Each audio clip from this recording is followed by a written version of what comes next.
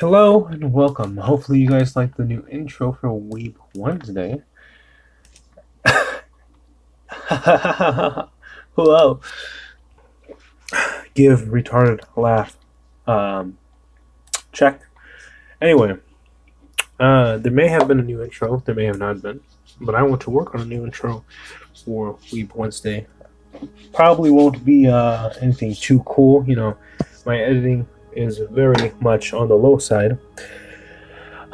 But on to this week's episode of Yu-Gi-Oh! Vrains, episode 101. Shit just keeps hitting the fan. So, first, they have to attack both the inside and outside. So, what does it mean exactly?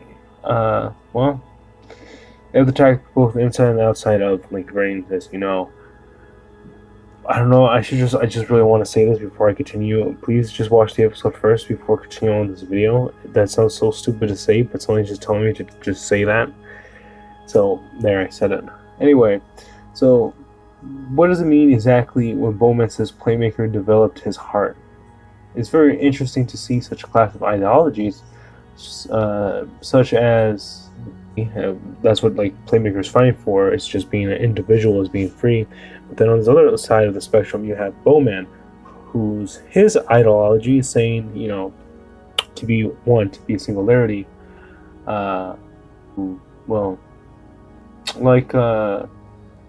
Take H3 for example. When I was listening to the podcast and all that stuff, he would always talk about he can't wait for everyone to just be a cyborg. He can't wait for the singularity of humanity to happen. Just be one of the consciousness, just be there. But for me personally, I wouldn't really like that, and I'd probably be the first person to say, "Hey, yo, nigga, I'm rising up. Pull my trigger. I ain't dealing with this shit." So it's pretty interesting to see that clash of thoughts actually. Especially for this time, I guess you could say. It's a very interesting thing to tackle in today's in the modern day, basically. And then Playmaker tells Bowman, "You're lonely," which is also, I would say, pretty interesting that they can see eye to eye like that. He goes on to tell Bowman how he was lonely himself, in season 1 and all that, talking about revenge and all that. That's what he seeked. But over the course of the whole season 1 and 2, he gained new friends. So he had a desire for revenge and justice. And then you see I with his very worried look of feeling sorry and bad for Yusaku. But also, or should I say, not Playmaker, but Yusaku, he has made many friends. So, I should probably put an emphasis on friends there. That shoots down any Aoi and Yusaku/Humor and Yusaku shippers out there, right? Interesting that he also says that. He also said, sorry, those are my words. It's interesting that Yusaku also said that he did clash at times. His views did, clash with his friends. But it did expand. Reminds me of the human growth, when you go through the course of, your life and you live and all that stuff, you find people you clash with, but ultimately, hopefully, you've grown from such situations. Maybe it was an argument or something, maybe you can see past your own, not negativity, but your own mind, basically, you two get into some sort of argument, maybe an argument with a friend you've made along the way, and then you guys come out new people, basically, from that struggle. So it's pretty interesting to see that, Saku also goes on to say that there's something you can see for the first time by listening to your friends, by accepting each other, as the subs put it. Now, the reason why I say as the subs put it, because, it has to be translated, so I don't know if that was the correct translation. Maybe I don't know, maybe there's a little things they could spice up there. I'm not too sure. I'm not an expert in Japanese, so that's why I said as subs put it. That's how I'm going to take it. And he also says, "I'll live together with the Ignis. I believe in an open future," which is very interesting because because with those things he said, I feel like there's a connection with the opening of the anime itself. In the beginning the lyrics go, "Our lives aren't forever. We wander searching for the meaning of life, even if it's not the right decision. Just keep looking forward." And the whole meaning of the song, it's at my tongue, not at the tip of my tongue, but it's like almost there. But that's something boiling up, and I can't tell what's boiling up is the word that I want to make a connection with the anime series and the lyrics at hand. The lyrics are all about going forward. Yusaku's saying he wants to go forward. I can't say, like I said, it's not at the tip of my tongue, but maybe in a couple more episodes, maybe it'll hit me or something. I feel like maybe there's a word that hasn't been discovered yet. At least hasn't been discovered by me.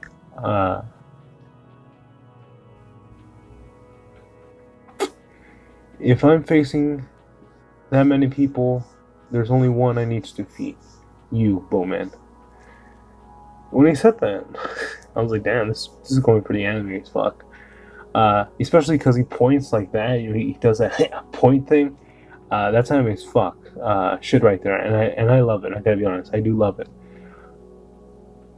I like how, though, on the Zaizen and Ghost Girl part, they don't disable the security. I understand. Well, I don't know, when I was watching, it's like, wow, they should have just disabled, like, anything that would block their way. That would make sense. But then again, now that I'm here sitting down recording this, it kind of hits me that they're kind of an emergency situation. So I guess I can't really blame them for not doing that. But I still think that's something that should have been, a little precaution. That would have saved them some time, I'd say. I like how Bowman does call them out, though. He yells that the Knights of the Hanoi and Ghost Girl and Zaizen are doing something. And then Ghost Girl, of course, sadly, Best Girl, right next to Vira. I think Best Girls go Vira, Ghost Girl, and then that's about it. It ends like that. Anyway, then Ghost Girl has to take one for the team, which is pretty sad. Then Zaizen gets hit, and at that point I'm like, fuck, shit's hitting the fan. But it may be a little. At that point, I gotta be honest. I knew there was a little bit of anime bullshit. But he does think of his sister, and he does press the button, which I was like, yeah, okay, good, So it didn't go 100% dark. It went 50-50 dark. I gotta be honest. I was tearing up a little bit. Started to tear up a little bit because these characters we've been with so long are just now, gone. It's kind of like, I don't want to spoil Endgame, but if you haven't seen it at this point, come on, man, what are you doing? It's like when Iron Man dies in Endgame, like, shit.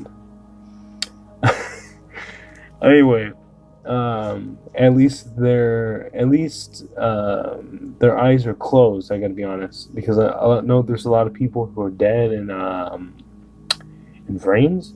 They just clap with their eyes open. It's pretty fucking creepy. But when you go back, their eyes are completely closed. But like when they did die, though, their eyes did look really hollow of life, and it was pretty creepy. It's a little creepy, I do want to say, luck deserts Bowman. I do like that he tries to still commit to his play, even though he doesn't have his new light Link Monster, or he doesn't actually have a new Link Monster, because he was gonna go Master Storm Access, snap his fingers like Thanos. Yusaku was gonna disappear, but he was gonna get a new Link Monster, do the whole Hydra head thing, and then put Yusaku probably in an even worse spot. But since they canceled that out, I do like how Bowman still's like, you know what, I'm still gonna roll a die because maybe there's a slim chance, because just fuck it, why not? He was trying to go ahead and pull off the he was still trying to pull off his play of rolling that of the water dice or that of the fire dice. He has fire and water, if I remember. Yeah. Either the water dice or the fire dice. But Yusaku's like, luck, my man, just deserted your ass. Okay, so moving to my next thing. The next thing to talk about in this episode is fucking pulse pressure. That's the name of Yusaku's clock wyvern. Clock dragon. Is it okay, hold on. Is it clock dragon? Yeah, it's Cyber's clock dragon, right? Am I right? Am I wrong? I don't know, and I don't remember. But sorry. Alright, that should be good. I had to fix my mic there for a second. Pulse pressure. He does destroy Bowman's Hydra Drive, Hydra Monster, Drag Grid. So that was pretty cool. I have to say, that was pretty cool.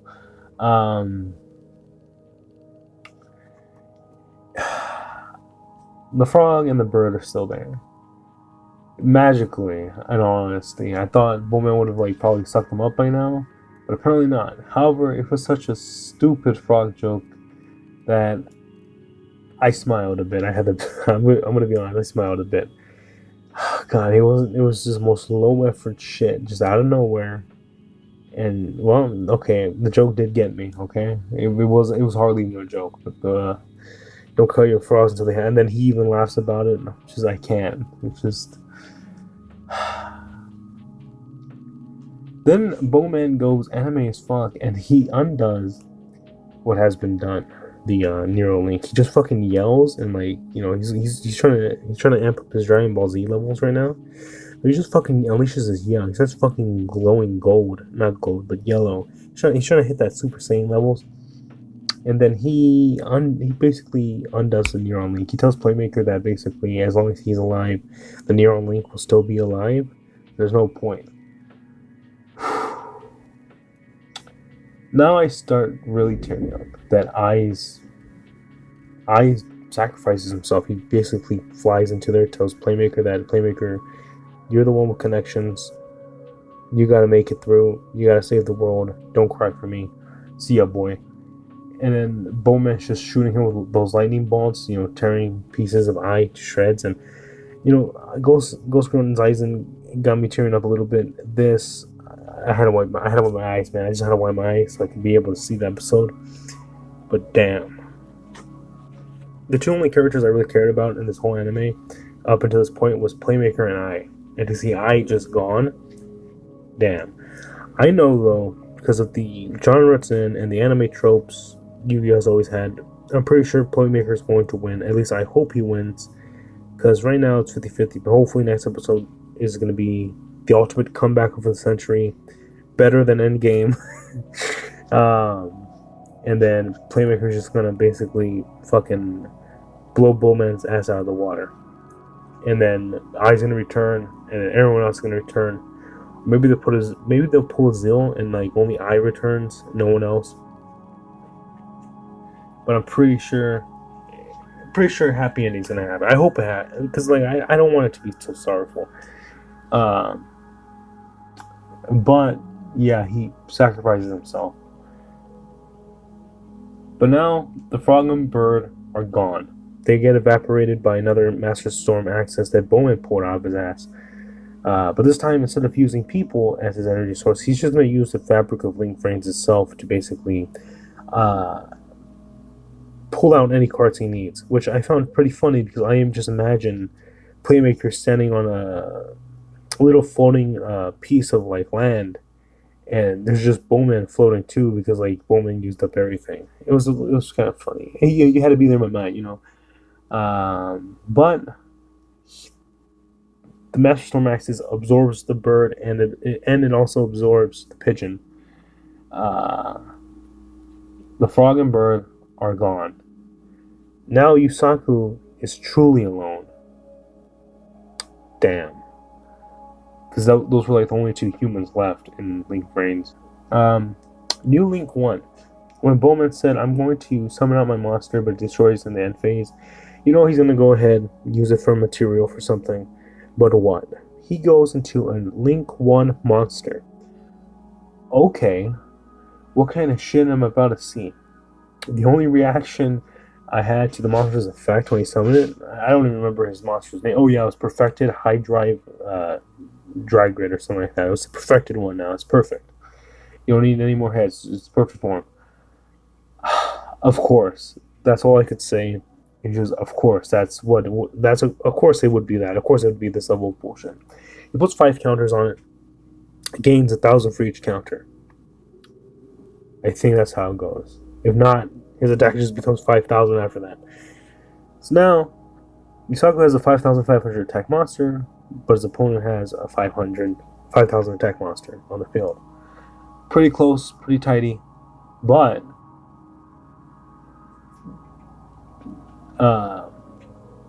he still attacks.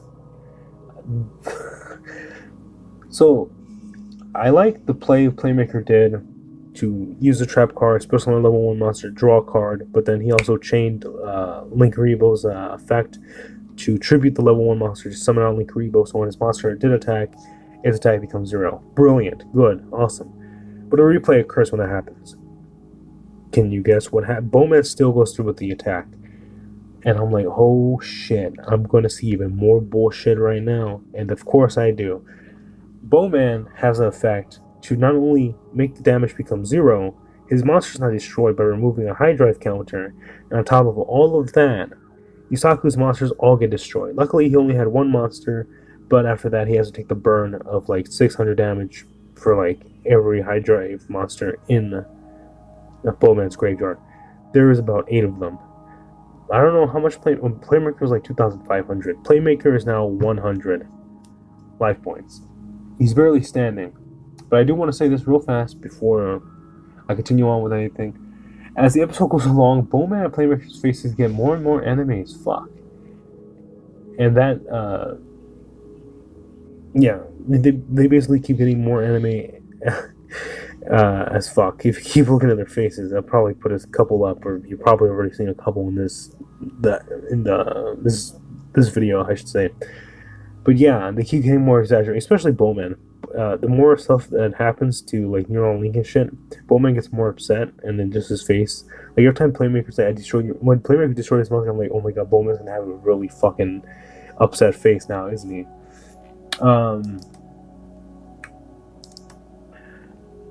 So when Playmaker gets his field blown up, all I can think of is, and he still takes the damage, and he's left at about 100 life points.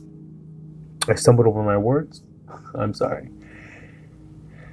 Whew! And the episode ends with Playmaker saying that he will not lose for I. But most importantly, he says he will not lose for his partner I.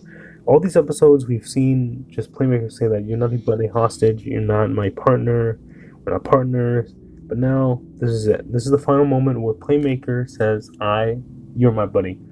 You are my partner. Alright? So Yusaku X I, let's do it. No, let's not do it, alright? Next episode, I can't wait. I know it's going to be good, alright? I feel like it's gonna be some good shit. I'll be for the next episode. We don't actually see anything. We just see like very close-ups of Playmaker and Bowman and their faces and stuff. Like we see, I think at the ending of the preview of next episode, Yusaku goes into a Link 3 using a Cyverse gadget. I think that's his name. And I think the next episode is going to be like maybe full of like the most awesome shit, just of the most awesome shit. And they just don't want to spoil anything with the preview, but I feel like but I'm going to guess he's going to ritual summon though, because so far Quantum Dragon's a good monster to remove monster off the field. What was it? It was Quantum Dragon, yeah. And then the Clock Dragon he summoned, the fusion monster. That's a good monster for like a OTK one-shot kill, and then raise the attack up very much. But there's also another monster in his extra deck that would do the same thing of cracking up a big attack and then just hitting. That would be Cyverse Magician. So what if Yusaku actually ends the duel with Cyverse Magician? I think that would be pretty interesting. But maybe Yusaku will go for a whole new monster. Maybe another monster that I'm not thinking of. But either way, it was a Link 3, and I do know that Cyverse Witch is like Link 3 or something. I think it's her, the clock, the one for the fusion summoning of the Clock Dragon. Yeah, that's about it, if I remember correctly. But yeah, I have a feeling he may ritual summon next turn. Looks like there's no hope for the pendulum summon. Looks like that one's just gonna.